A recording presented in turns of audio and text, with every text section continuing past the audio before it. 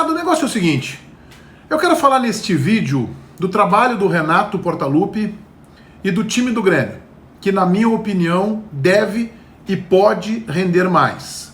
Antes eu queria te convidar para te inscrever no canal, para curtir, para discutir o vídeo, para debater futebol, para divergir do realizador deste canal em condições saudáveis e normais de temperatura e pressão, enfim, para bater bola, para a gente falar de futebol, dupla Grenal e neste vídeo especificamente de Grêmio.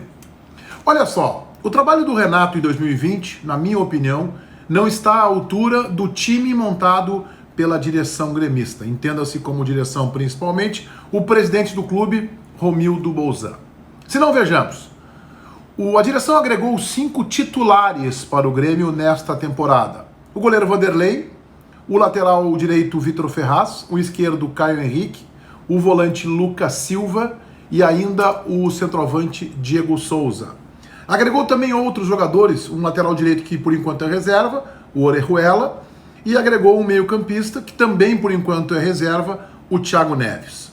Com exceção dos laterais direitos, o Vitor Ferraz e o Orejuela, todos jogadores inquestionáveis. Podemos dizer que o Diego Souza, e houve esse debate aqui na aldeia, o Diego Souza e o Thiago Neves estão velhos, eu até defendi, acho que a direção acertou nos dois jogadores, e o Diego Souza está numa amostragem pequena mostrando que vai dar a resposta positiva, o Thiago Neves ainda não, ainda está abaixo.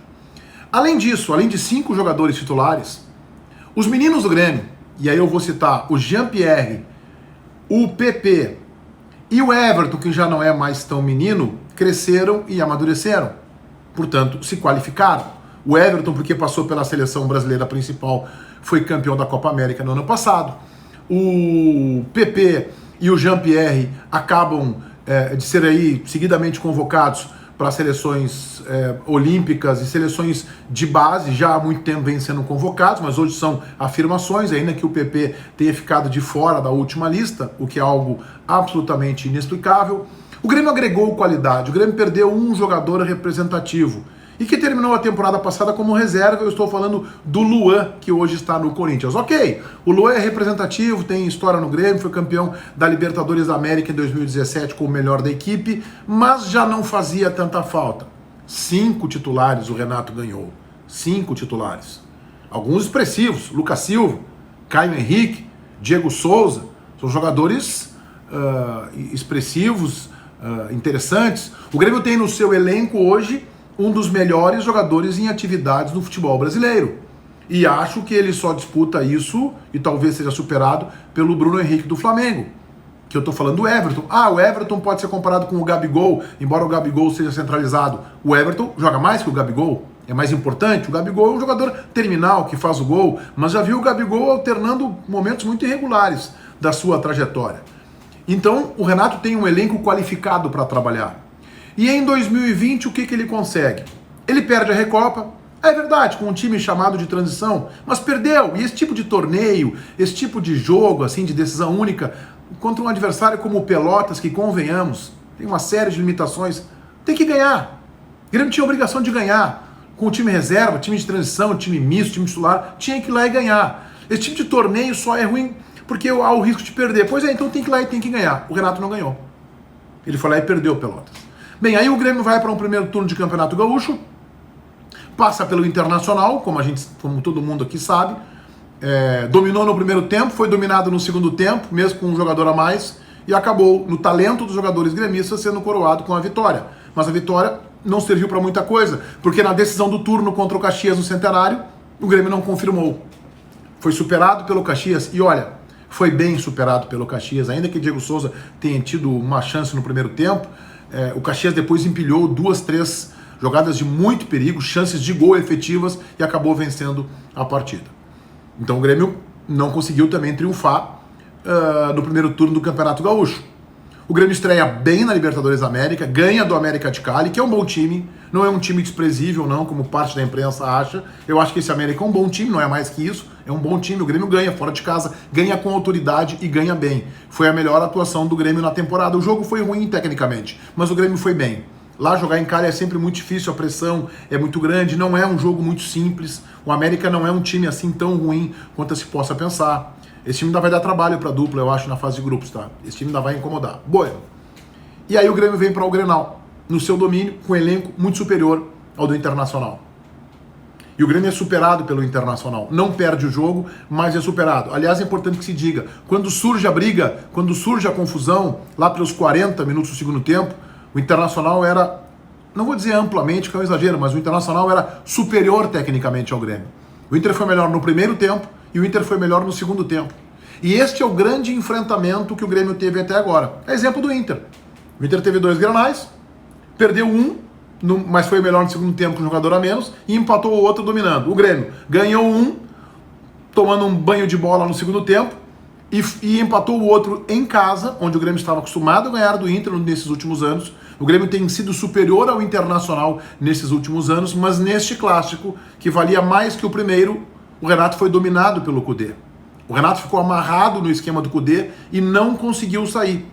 E o que é preocupante, ele tem mais matéria-prima que o Kudê para trabalhar. O time dele é melhor. Ele olha para o banco e ele joga no segundo tempo no clássico 2 garotos, Jean-Pierre e Pepe, que hoje seriam titulares com sobra no time do Eduardo Kudê. Ainda que o Jean-Pierre esteja abaixo do ritmo. O Pepe entrou voando. E aí eu começo a falar de onde o Renato tem que mexer neste time tricolor. O Grêmio ainda tem o Thiago Neves, que é jogador também indicado pelo Renato, sendo preparado, está no banco de reservas e quando tem entrado, não tem entrado bem. Então esta é uma das missões do Renato. Ele se diz bom recuperador de jogadores, não conseguiu fazer isso com o André, não conseguiu fazer isso com o Tardelli, não conseguiu em outras vezes, mas fez, por exemplo, com o Jael. O Jael não foi um jogador recuperado. O Jael é um jogador que veio com uma expectativa muito pequena e o Renato, tem mérito, fez com que o Jael se tornasse importante para o time do Grêmio. O Renato conseguiu, por exemplo, recuperar o Cortez. Esse é um mérito dele. Enfim, então o Renato tem a missão de recuperar o Thiago Neves. O Diego Souza parece que já está dando conta do recado, não foi bem nesse Grenal da Arena, mas é uma questão também circunstancial que não deve pesar. O Renato tem 2 posições no Grêmio que me parecem muito evidentes que ele tem que mexer.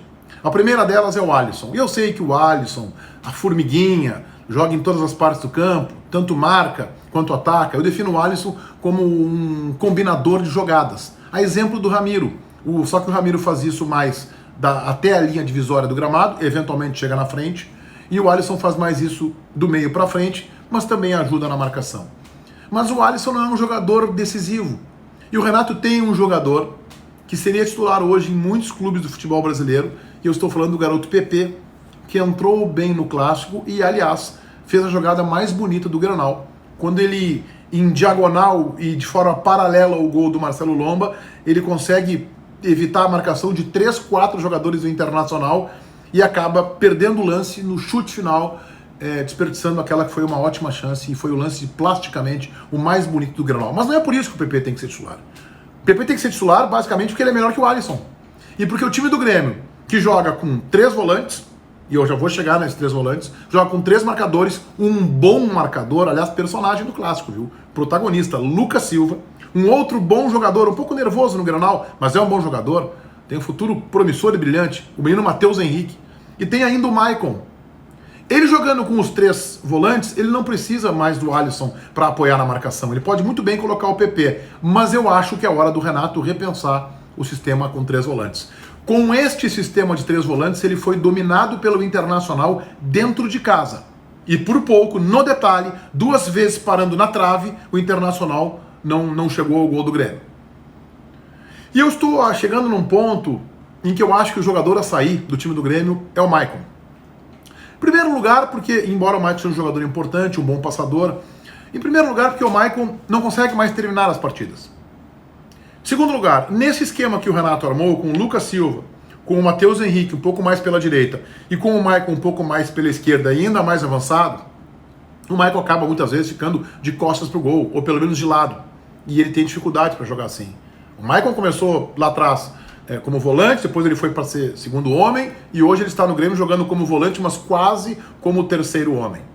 E o Renato tem um jogador para jogar ali que vai entrar com uma luva no time do Grêmio, e ele tem que ter coragem para retirar o Maicon do time. Não é fácil? Claro que não é fácil.